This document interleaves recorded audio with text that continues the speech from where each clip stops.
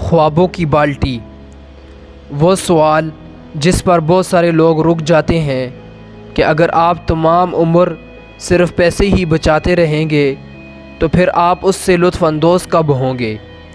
तो अगर आप अपनी बचत का 10% ऐसा नशोनुमा की बाल्टी में बहुत शुरू से डालने लगे हैं और उससे होने वाला मुनाफ़े अनकरीब बढ़ने लगे तो वो मुनाफ़ा आपके ख्वाबों की बाल्टी में जाएगा।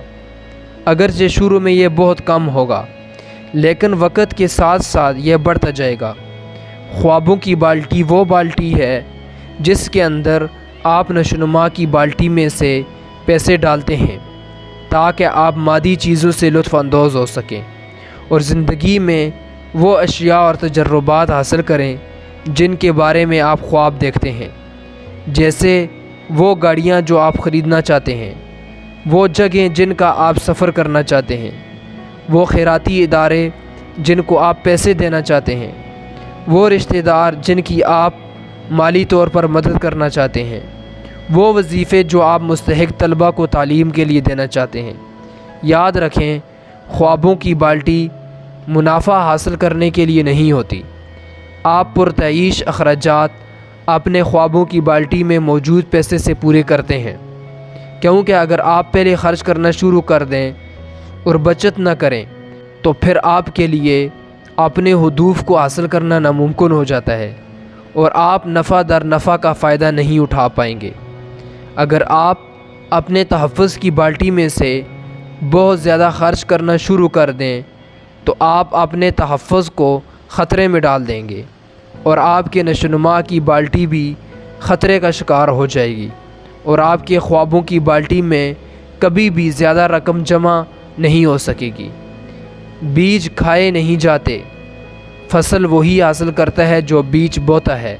यह सब आपको यह समझाने के लिए था कि कब आपको किफ़ायत शार होना चाहिए और कब आप पुरतईश अंदाज में ख़र्च कर सकते हैं। लोग अक्सर कहते हैं कि ख्वाबों की बाल्टी एक मादियत पसंद तस्वर है और वो ऐसा नहीं करना चाहते। हमें यह बताने दीजिए कि आपको ख्वाबों की बाल्टी की क्यों ज़रूरत है। इस तरह आपको एक मौका मिलेगा कि आप पैसा खर्च करके अपनी ज़िंदगी से लुत्फ़ अंदोज़ हो सकें। यह आपको एहसास दिलाएगा कि काम करने में जो वक्त सर्फ हुआ है वो ज़ाय नहीं हुआ और आप इस काबिल हैं कि आप अपने ऊपर ख़र्च कर सकते हैं। यह ज़रूरी है कि आपके पास कुछ मादी चीज़ें हों और आप ज़िंदगी में कुछ अच्छे तजर्रुबात हासिल कर सकें। मौजूदा तहकीक ज़ाहिर करती है कि अच्छे तजर्रुबात जैसे सियाहत और छुट्टियां मनाना मादी अशिया के हुसूल से ज़्यादा बेहतर होता है। जब आप छुट्टियां मनाते हैं तो आप पुरसुकून महसूस करते हैं और आपको यह एहसास होता है कि आप इसके मुस्तहिक हैं। इस तरह आरामदेह ज़िंदगी आपको माशी और माली आसूदगी हासिल करने के लिए आमादा रखती है। यहाँ हम आपको एक मिसाल देते हैं। एक ऐसा शख्स जो कि अपने ख्वाबों की बाल्टी में से पैसे खर्च करता है और यह एक गाड़ी ख़रीद लेता है जो कि महंगे ब्रांड की गाड़ी हो, तो इसको दोबारा आम गाड़ी की तरफ वापस जाने में बहुत मुश्किल महसूस होगी।